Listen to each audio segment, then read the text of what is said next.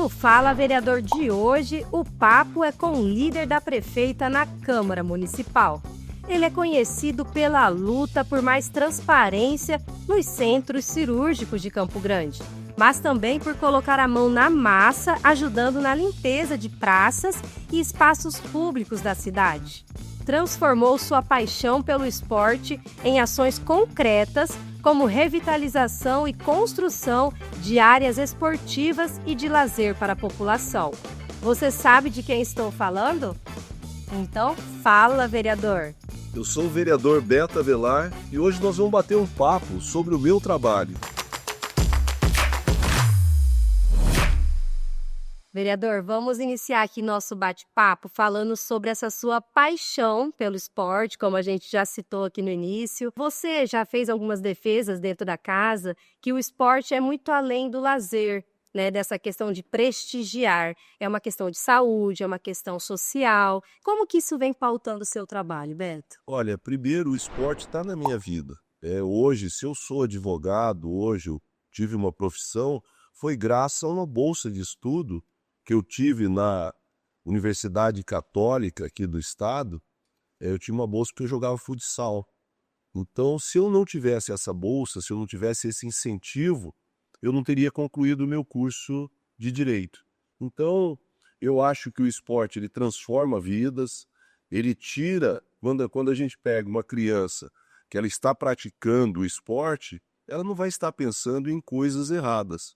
Então, é todo um processo e, diante disso, nós conversamos e também a prefeita teve essa sacada, que é uma boa sacada, de fazer a iluminação dos campos, de estar revitalizando as praças. Por quê? Porque a partir do momento que você pratica esporte, a tua saúde começa a melhorar, é toda uma cadeia. Então, desde menos pessoas no hospital, na fila de espera. E a ideia é essa, o esporte efetivamente ele transforma vidas. Muitos jovens, você citou essa questão da bolsa de estudo, muitos jovens conseguem chegar, né, a ter uma profissão graças a esse incentivo, né, Beto?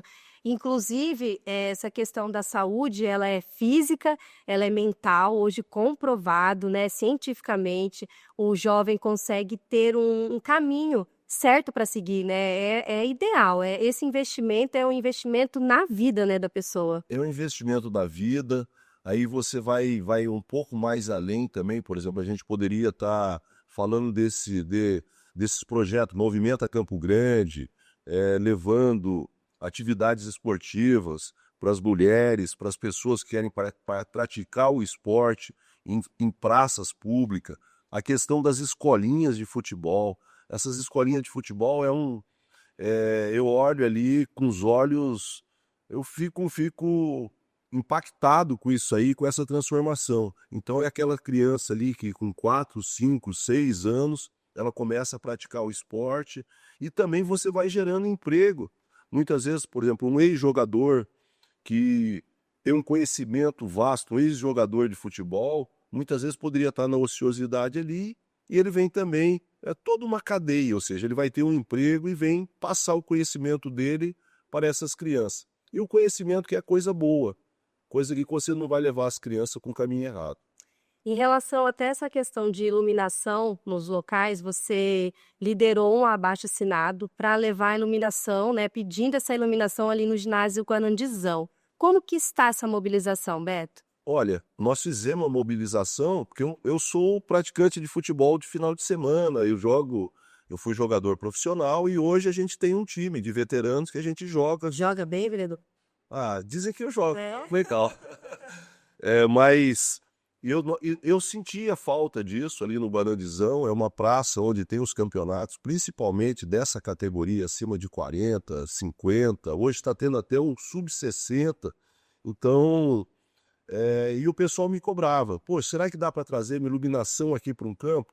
Eu falei, vamos fazer o seguinte, vamos fazer um abaixo-assinado. E aquilo ali deu muito certo, porque não foi só do pessoal que praticava o futebol nesse campeonato, mas de toda uma comunidade. Daí, a partir do momento que nós apresentamos isso para o executivo, eles prontamente foram lá e colocaram essa iluminação, como vem ocorrendo nos bairros da nossa cidade.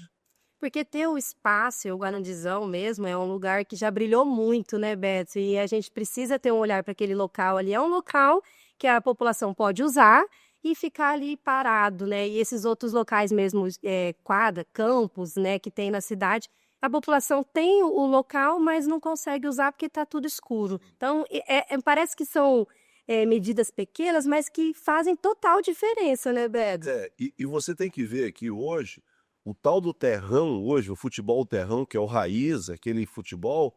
Então, hoje, em cada bairro desse tem um campo de terrão. Tá? Os campos gramados, eles são poucos. Mas, porque já ficou, tem até uma liga aqui, a Liga Terrão, que envolve 200, 300 equipes a nível estadual. E hoje isso aqui está enraizado na cultura do campograndense, que é o terrão. Então, você chega lá, a partir do momento que você coloca iluminação, aí vem aquela cadeia. É o rapaz que vende o cachorro-quente, é o rapaz que faz o espetinho, é aquela conveniência que começa a vender mais. Isso não é só nos finais de semana. São campeonatos no meio de semana. E quem ganha com isso? Ganha com isso é toda a população, é as crianças. Enfim, é uma grande sacada isso. É um trabalho muito importante mesmo, Beto. Eu admiro mesmo, de verdade, porque é uma maneira de movimentar. E tem uma outra questão, você leva até segurança para dentro do bairro, né? A Então, partir do momento que aquela praça ela está iluminada, a segurança é clara isso aí. é a família presente na comunidade, né? Essa participação da comunidade, tudo funciona do jeito que tem que ser, né, Beto? Quem participa desses campeonatos ou até mesmo esses jogos nesses locais, ele vem, traz a família, é aquela equipe que cria uma torcida. Muitas vezes a gente costuma dizer aqui, e isso é uma realidade, porque o nosso futebol profissional, ele vem em baixa. Mas você vê hoje uma final de campeonato, muitas vezes com um público maior do que um jogo profissional. Então, para você ver como que está essa cultura aqui do campograndense com relação a esses campeonatos varziano que a gente chama, né? Beto, e agora em relação à limpeza de praças? Quem acompanha o vereador aí pelas redes sociais já deve ter visto ele em cima do cortador de grama, limpando a praça, botando a mão na massa mesmo. Quando a gente fala botar a mão na massa é real, viu, gente? Ele tá ali presente nos bairros. Como que surgiu essa ideia, Beto? Daí, eu vejo assim muitas vezes uma dificuldade. O poder público ele não pode atender toda a população, todo o local, fazer uma limpeza com os meios públicos, né? Ao mesmo tempo, Ao né? mesmo tempo. Então, o que que eu falei? Eu falei, poxa, eu vejo, é uma igreja que vai pedir, é um centro comunitário, é uma parceria, é um local próximo da sua casa. Eu estava olhando isso aí. Nada contra o executivo vem fazendo o papel dele. Mas daí eu falei, poxa, eu acho que eu posso fazer algo mais. E eu também, desde o início, meu pai veio do Paraná aqui para Campo Grande, eu tive uma pequena propriedade, que é uma chácara, é uma coisa que eu gosto. Parece que é um trabalho ali, aquela coisa, você pegando uma roçadeira e tudo. E eu falei, não, eu vou fazer algo mais. Aí verifiquei com alguns parceiros, alguns amigos, consegui algumas roçadeiras, soprador, e a cereja do bolo, que o pessoal brinca, é um tratorzinho, né?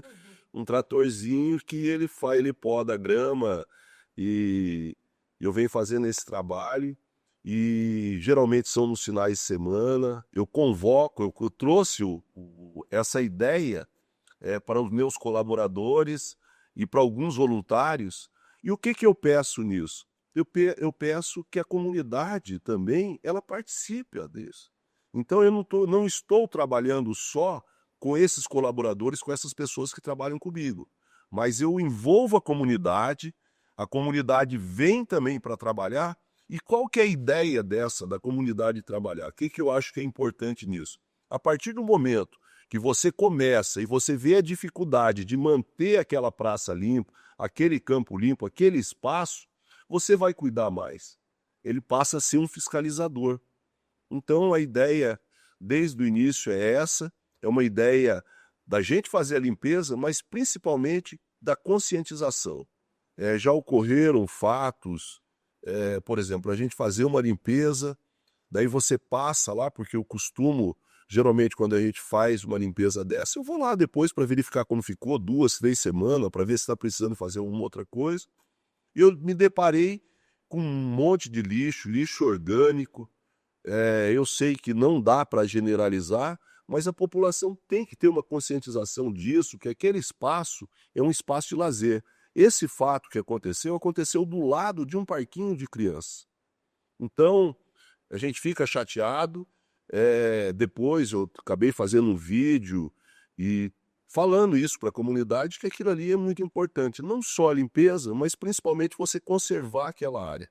Então é essa a ideia. É uma reflexão que a gente precisa fazer mesmo, Beto, porque é obrigação do poder público, beleza, é obrigação do poder público ir lá fazer essa limpeza, a poda, mas é obrigação da população também manter aquele espaço limpo, porque é um espaço coletivo, é um espaço público que vai família. Como você citou, olha que tristeza mesmo, um parquinho que as crianças poderiam estar brincando e tudo sujo de lixo, né? Sendo que a gente tem o local correto de se jogar o lixo, né? Tem esse trabalho feito aqui no nosso município. Então, realmente, a população precisa se conscientizar.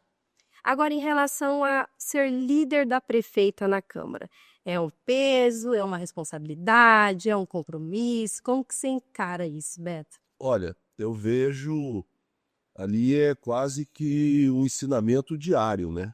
Eu costumo dizer o seguinte: se você é situação, é uma coisa. Oposição, se você sair aqui na rua, aqui, pode chegar ali, pode ter um bueiro. Aquilo ali é motivo, aquilo ali é uma pauta para oposição. Um bueiro sujo, um bueiro que não foi cuidado, um buraco no asfalto. Então, é simples. Nós estamos numa cidade com quase 1 milhão de habitantes, que tem muitos problemas, e eu acabei aceitando esse desafio de ser o líder da prefeita. Você não sabe de onde que vem, muitas vezes você vai saber do problema, a oposição não vai vir para mim e vai falar, olha, eu vou bater nesse sentido, eu vou criar essa pauta. Então a pauta ela vem, surge ali, é dinâmico. Muitas vezes eu estou ali, estou ligando para um secretário para saber, eu tenho que fazer o contraditório na condição de líder, mas um contraditório com conteúdo. Eu, desde o início, eu sempre imaginei isso. Por exemplo, a condição de líder fazia uns 5 mandatos, ou seja, 20 anos, que um líder de prefeito não era reeleito. Aí o que eu acho? Eu falei, não, o paradigma é para ser derrubados. Vou encarar o Vou desafio. encarar esse desafio, por quê? Porque eu estava acreditando numa história de uma pessoa que acha que chegou e me convenceu que ela estava querendo fazer o bem. Porque, eu vou ser bem sincero, eu sou muito passional. Eu tenho que acreditar, eu tenho que gostar da coisa, eu tenho que acreditar. E foi dessa forma, quando eu fui convidado pela prefeita, eu estava passando um momento difícil, eu tenho um problema com meu filho, um problema de saúde, de um erro médico gravíssimo, meu filho num leito de hospital, e eu não tenho vergonha de falar que eu tive um processo de depressão. E dentro desse processo de depressão, no meu tratamento, eu dizia, eu tenho que voltar. Eu fiquei 4 meses afastado da Câmara, fazendo as sessões através de um celular, de forma remota. E eu, na minha cabeça, eu tinha que voltar. E a prefeita foi e me chamou e fez esse convite nesse momento. Então uniu a conversa dela, que ela queria fazer algo mais, e ali naquele momento, a casa tinha uma animosidade muito grande com ela. Por quê? Porque ela era vice, talvez até pelo fato de ser mulher, tá? Então, ou seja, ela estava, muitas vezes, pessoas chamavam de forma pejorativa, e eu naquilo ali eu acreditei e estou acreditando nessa história de uma pessoa que quer fazer o bem de Campo Grande. Daí aceitei o desafio de ser um líder, que não é uma situação boa, ela é espinhosa, a maioria das vezes você está ali, você tem que fazer uma defesa. Agora, nunca ofendendo o colega que está ali, porque ele também tem a bandeira dele, a gente Também tem as respeitar, lutas, tem né? as lutas dele, ele vem buscando, e o que a gente tem que fazer? Trazer um contraditório, ou dar uma outra opinião, mas de forma respeitosa, buscando um conteúdo. Eu acho que é essa a ideia. Não é fácil, vou te falar, é muito difícil, é complicado, é impopular, às vezes é impopular, tanto é que é impopular que faziam 5 líderes que não eram reeleitos. Mas é dessa forma que eu venho conduzindo essa condição, essa situação de liderança. É uma construção diária para o melhor da cidade. Por meio do diálogo, a gente vê, você liga para o secretário, marca a reunião, vamos tentar resolver. Por meio do diálogo, a gente consegue, né, encontrar o melhor caminho. Agora nós vamos ir para o intervalo. Estou conversando com o vereador Beto Avelar. Voltamos já.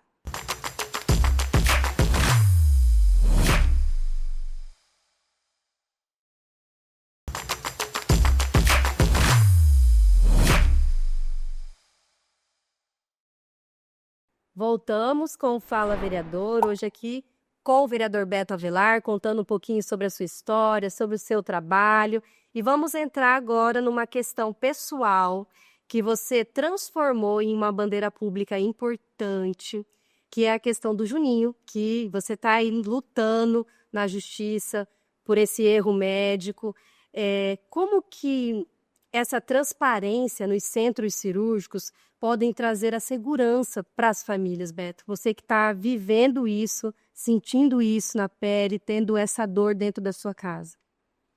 Dai, qual que é a ideia disso aí? Meu filho fez uma cirurgia numa sexta-feira de carnaval. E esse tempo que eu fiquei com ele no hospital, geralmente ocorre as complicações, o erro médico, quando a pessoa ele não ocorre com uma pessoa que está aqui iniciando a profissão dela, porque ela tem tem toda uma rotina ali que ela aprendeu. Então, quando a pessoa está acomodada e já está há muito tempo na profissão, a ideia geralmente ocorre. Isso é uma estatística e que é real. Então, foi uma sexta-feira de carnaval, 2 horas da tarde, uma cirurgia que era para ser a cirurgia mais simples do mundo, para retirada de um pino. Meu filho tinha sofrido um acidente há um tempo atrás, e aquela placa começou a incomodar ele. Ele foi para tirar uma cirurgia de 15, 20 minutos, tranquila. Iniciou a cirurgia, e esse anestesista, talvez nessa situação, meu filho jovem, 30 anos, não vai acontecer nada, ele resolveu sair da sala cirúrgica e deixou uma técnica de enfermagem para cuidar do monitoramento. Essa técnica também, que era para estar cuidando do monitoramento, depois através de um processo criminal, e a gente foi verificar isso, também não estava no local. E meu filho teve uma parada cardiorrespiratória nesse tempo. Então ele estava num local onde deveria estar recebendo todo o suporte de vida, e dentro desse centro cirúrgico ele não recebeu. Por quê? Porque o médico que sabe, o anestesista, ele tem uma resolução do Conselho Federal de Medicina que ele não pode se ausentar. O anestesista é aquele que faz a anamnese, ele faz a entrevista, explica como vai ser o procedimento e fica até o final, e o pós-operatório, que é a recuperação. Então, você imagina se tivesse uma câmera ali filmando, se ele faria isso, se ele sairia dali, porque ele poderia ser penalizado através do Conselho Regional de Medicina, está cometendo uma transgressão grave dessa. Então aconteceu isso com meu filho teve uma parada cardiorrespiratória dentro de um centro cirúrgico e não recebeu os cuidados necessários. O médico operando ele, achando que estava tudo ocorrendo, e quem foi ver a bradicardia com ele quando olhou no monitoramento foi uma enfermeira circulante. Então ali a gente não sabe o tempo, isso é uma caixa preta, o tempo que ele ficou sem oxigenação no cérebro e levou essa lesão no cérebro dele, que hoje ele continua, ele não é contactante, ele depende de alimentação, depende de cuidado durante 24 horas. Essa noite mesmo eu dormi com ele. Tudo bem que tem os técnicos, através das... apresentamos uma ação pedindo esse suporte, que é um suporte caro, um suporte que tem técnicos de enfermagem, enfermeiros, médico, nutricionista, fono, fisioterapeuta, é todo um equipamento também para manter a vida dele. Então é isso que nós estamos sofrendo. Meu filho, naquela época ele tinha um filhinho, tem ainda, né, um filho de 11 anos. E para que não venha, para que outras pessoas não venham passar por isso, eu sei que esse projeto, ele tem um vício de iniciativa, porque esse projeto que eu apresentei, ele não deveria ser apresentado aqui a nível municipal, e sim a nível federal. Mas é importante você colocar isso, porque isso levanta o debate, né, Beto? Você vai levantando o debate e a população, ela é muito acomodada. Você acha que as coisas só vão acontecer ou com o vizinho ou com outra pessoa. E eu era desse jeito, eu imaginei. Nunca imaginei uma cirurgia dessa, tanto é que eu não estava acompanhando meu filho, achei que era uma coisa tão simples. Ele pegou o carro dele, com a mãe dele acompanhando, e foi lá fazer uma cirurgia, coisa que era para... Meu filho saiu desse jeito depois de 7, 8 meses, que ele ficou hospitalizado, com sucessivas infecções, ele saiu nesse estado. Hoje, meu filho com 33 anos, a gente comemora o aniversário dele, a gente comemora ali todo o aniversário, mas se você me permitir falar, é um luto constante. A grande realidade é essa, é um luto porque meu filho vivo, hoje eu sou muito mais presente da vida dele, ou seja, eu estou com muito mais tempo, mas a saudade que eu sinto dele, pleno, completo, é demais. Então, Diário, né? é diária. Então, cada vez que você chega a isso, e a gente está falando, por exemplo, a minha família é de certa forma, você conhece o Aruan, você conhece meu filho, meus outros filhos, e todos teve um processo de depressão na minha família. Inclusive o filho dele, Gabriel, até hoje a gente tem que ter um acompanhamento. E o acolhimento, né? Acolhimento, ele hoje com 13 anos, uma preocupação muito grande, porque a depressão, você sabe o que acarreta.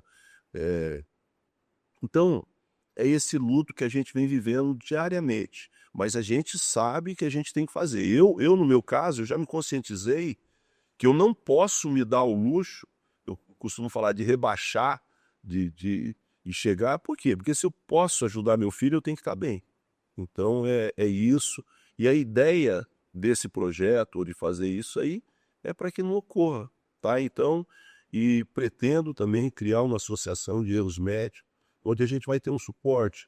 Eu, esclarecido, com conhecimento jurídico, a gente já sofremos muito, a minha família, eu e a minha família estamos numa batalha constante. Tendo esse conhecimento, passou por tudo isso. Imagina famílias que não sabem nem por onde começar, né? Eles fizeram uma sindicância, eles esconderam o conteúdo da sindicância, as oitivas, dizendo no final que uma anestesia qualquer pessoa poderia parar. Eu poderia parar, você poderia, realmente pode. Isso tá agora. Você esconder, e daí eles vieram como um sigilo médico que eles não iam me apresentar o corpo da sindicância. Sigilo médico ficando acima da vida. Acima da vida. Daí eu tive que entrar com uma ação de exibição de documentos para mim ter conhecimento que aquele médico ali, ele tinha saído, se ausentado, que a outra, a técnica também não estava, e que depois de 2 horas, mesmo ele tendo uma parada, ele foi entubado, talvez esse anestesista, para esconder da família, ele resolveu estubar ele. E dizem que nessa segunda estubação também ocorreu uma parada. Vários erros. Vários, uma sucessão de erros. E a gente vem, ou seja, Conselho Regional de Medicina, Conselho de Enfermagem, a gente vem lutando. Esse médico, ele está respondendo um processo criminal por lesão corporal gravíssima com o dolo eventual. É a mesma coisa que eu pegar meu carro aqui, eu beber e vou lá e cometo uma batida, acabo matando alguém. Ele tinha conhecimento, ele sabia que ele não poderia se ausentar da sala de cirurgia, ele se ausentou. Então ele está respondendo de forma dolosa. É isso. E se você me permite também dizer, a gente acompanhou essa sua dor desde o começo, ver você transformar essa dor em uma luta, faz que a gente possa agradecer de alguma maneira, sabe, Beto? Quando a gente fala que as coisas ruins acontecem e a gente consegue tirar alguma coisa boa daquilo ali. Você tá fazendo isso, sabe? Parabéns pelo seu caminho. Eu imagino a sua dor. Não há palavras para que a gente possa dizer que vai amenizar essa dor, nunca vai existir isso. Mas é bonito ver o caminho que você trilhou em relação a tudo isso, viu, Beto? Obrigado. Mas eu acho, só te fazer um contraponto, quem é pai mesmo, ou mãe, ele faz. Por exemplo, a minha, a mãe do Juninho, que é a da Biana, é uma guerreira. Nós não estávamos mais casados, e hoje a gente está nessa união ali. Então, o pai que é pai e a mãe que é mãe, você faz que tiver seu alcance pelo teu filho. Você pode ter certeza, eu não estou fazendo nada mais do que qualquer outro pai que tem um carinho, tem um amor pelo filho faz. É isso aí, Beto. Agora a gente retornando para o seu trabalho dentro do Legislativo, a Comissão de Legislação, Justiça e Redação Final, você hoje é vice-presidente dessa comissão. É uma comissão muito importante, a CCJ, ela analisa ali todos os projetos que tramitam na casa. E como que você assume esse papel, Beto, essa responsabilidade? Olha, tranquilamente, eu tenho um conhecimento jurídico. Hoje a gente analisa na CCJ a legalidade do projeto. A gente fala muito em vício de iniciativa, ou se tem algum pressuposto que esbarra na inconstitucionalidade. Então a gente procura analisar. Hoje os colegas, eles apresentam esses projetos. Tem um projeto, ele tem que ter um cunho político também, ou seja, ele tem uma bandeira e ele tem, muitas vezes, esse projeto vem uma complementação da bandeira que ele vem defendendo. Então a gente analisa com maior cuidado. O nosso presidente, o Clodoilson, tá, ele vem conduzindo de uma forma transparente, muitas vezes a gente fazendo as audiências públicas até mesmo para analisar, e nós já tivemos reuniões onde publicamente você vai lá e dá o parecer. Esse projeto, infelizmente, ele não vai prosseguir, nós vamos chegar aqui, eu vou dar o voto contrário à tramitação dele. Mas ele vai estar fundamentando o seu pedido, como redator, você vai fazer e você vai explicar ali, falar, olha, eu acho que esse projeto ele deve tramitar por isso e por isso.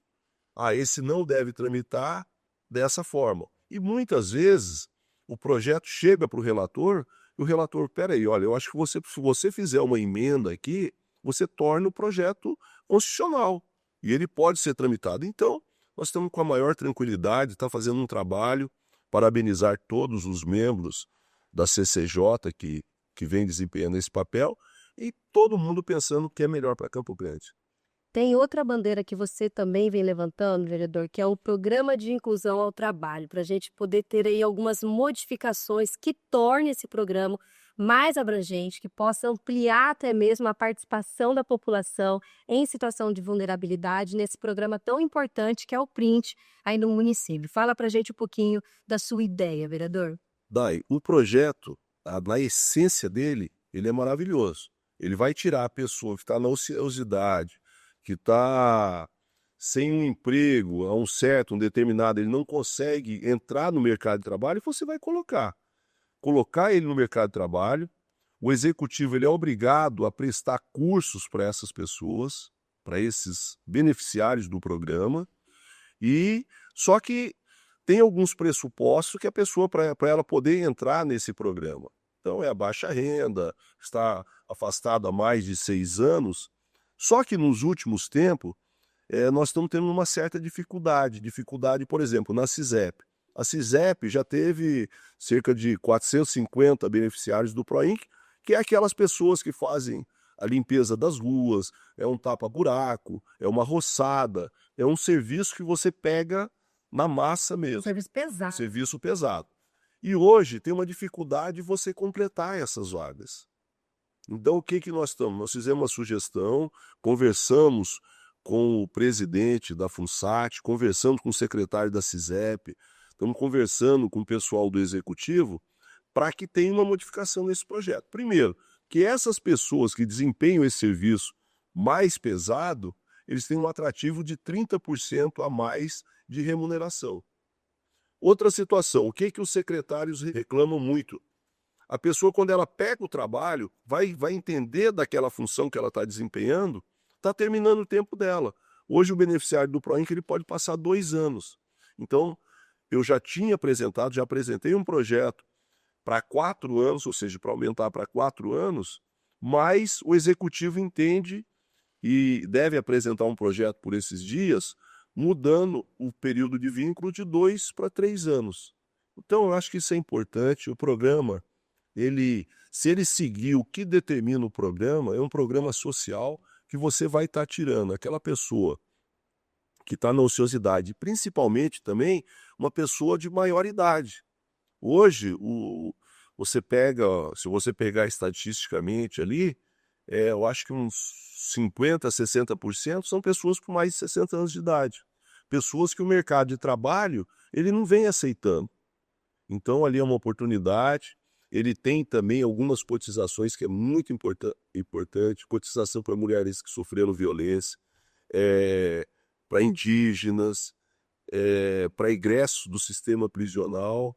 Então, é aquelas pessoas que muitas vezes têm uma dificuldade de entrar no mercado de trabalho, você está fazendo uma cotização para que essas pessoas possam entrar, desempenhar uma atividade e que seja rentável para eles. É um programa totalmente de inclusão social mesmo, que faz esse trabalho de tornar possível a pessoa retornar para o mercado de trabalho, se capacitar. Então, assim, um programa muito importante mesmo no município, e fazendo esse diálogo que você vem fazendo vai tornar mais atrativo, né? Porque aí as pessoas, ainda mais um serviço pesado, aí a pessoa ganhar um valor um pouco a mais, para ter aquela incentivo mesmo para aquele serviço, né, Beto? Dai, eu tive como coordenador do PROINC, antes de eu me candidatar a vereador, eu fui coordenador do PROINC. E o que acontece lá? Muitas vezes a pessoa ia para procurar essa oportunidade de trabalho com um passe de ônibus. Ela não tinha um passe para voltar. Aquela tentativa ali, basicamente, é o final da linha. Para muitas pessoas era aquilo ali. Falou, pô, eu estou tentando isso aqui. Tá? Então, eu nesse período, eu já conseguia, junto ao executivo, uma quantidade de passes, que a pessoa ia lá e falou, pô, olha, eu vou embora daqui, eu não tenho passe para ir embora, tem como voltar, tem que voltar. Então, ele é muito importante. Esse projeto, ele foi, quando eu estava no PROINC, lá, como coordenador, nós levamos isso para o Ministério Público do Trabalho, através do Dr. Paulo Douglas, e nós fizemos uma lei, que eu ajudei a confeccionar essa lei do antigo PROINC, que agora é Print, né, em 6 mãos. Dr. Paulo Douglas, colega, Dr. Gilberto Porto, que faleceu há pouco tempo, e eu. Então, ou seja, foi feito. E bacana disso tudo que no Ministério Público do Trabalho, esse projeto ficou como um projeto padrão, ficou na página dele lá como se fosse um projeto padrão social. Muito bacana. Virou exemplo isso, né, Beto? E agora, para a gente finalizar aqui o nosso bate-papo, a população que está aí nos assistindo, às vezes quer chamar o vereador para ir lá fazer uma limpeza, né, na sua região, na sua praça. Quais são os canais de comunicação que a população pode entrar em contato com o seu mandato, com você, Beto? Olha, primeiro, o meu telefone ele é público, eu não tenho nenhum problema de colocar ele, é o 67992029653. Então, eles podem me ligar diretamente, esse é o meu número pessoal, não tenho. Na gestão passada, eu vou fazer uma curiosidade aqui, o meu gabinete foi o que mais teve indicação. Nós fizemos mais quase 8.000 indicações nesses 4 anos no primeiro mandato. E nós temos que prestar esse serviço para a população, então é um contato direto, o contato diretamente do meu gabinete também, e eu estou à disposição. Manda a demanda para nós aí que nós vamos tentar resolver. Obrigada, vereador, pela sua participação, por contar um pouco da sua história, sobre a sua luta. Eu agradeço o seu tempo disponível aí para falar um pouquinho sobre o seu trabalho. Eu que agradeço a oportunidade. Muitas vezes ali, por exemplo, quando toca essa situação do meu filho ali, A gente geralmente emociona, mas isso aí é do ser humano. Obrigado pela oportunidade, obrigado pela Câmara. Parabenizar o nosso presidente Pape pelo excelente trabalho e a oportunidade que ele está nos dando para a gente apresentar o nosso trabalho. Eu que agradeço. Obrigado, Beto. Esse foi o Fala Vereador, vai chegando ao fim. Até uma próxima oportunidade.